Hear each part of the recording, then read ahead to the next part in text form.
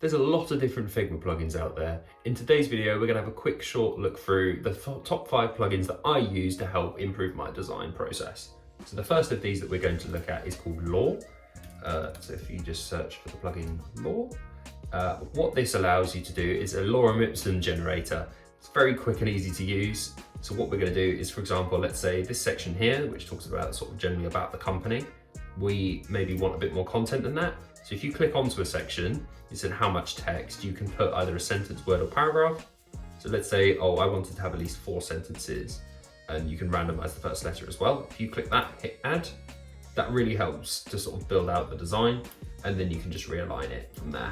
So yeah, that's number 1. The next plugin we're going to be taking a look at is word count, which allows you to look at the word count. The reason I use it is because I need to make sure that my designs can facilitate around up to 800 words for best practice in terms of SEO. So how you use it is that you click onto your frame, we will search for word count, and then it shows us that we have at least 1200 words on this web page. So it's good to go. The next plugin we're going to be taking a look at is called Vector Logos. Now again, it's fairly self-explanatory. It allows you to search for any vector logo for pretty much any company. So how we're going to do it is we're going to search Vector Logos, and then you can search for it in here. So for example, this is a mortgage service company. We're going to see maybe they've got an affiliation and a sort of relationship with Rightmove. So maybe we need to find the Rightmove logo. We can search for Rightmove, and then you've got the options here. So if we click this, it then brings it straight into the artboard, and then you can move it around and put it wherever you need to. And also, because it's a vector, we can edit it as well. The next one kind of bounces off of that. And let's say you need a little bit more than just one version of the logo, you could use this plugin called Brandfetch. So if we go Brandfetch, it will then bring up a board which allows you to search for any sort of brand. So for example, we can I've searched previously for Chase. So if we search for Chase again, as you see, it already starts to auto-fill.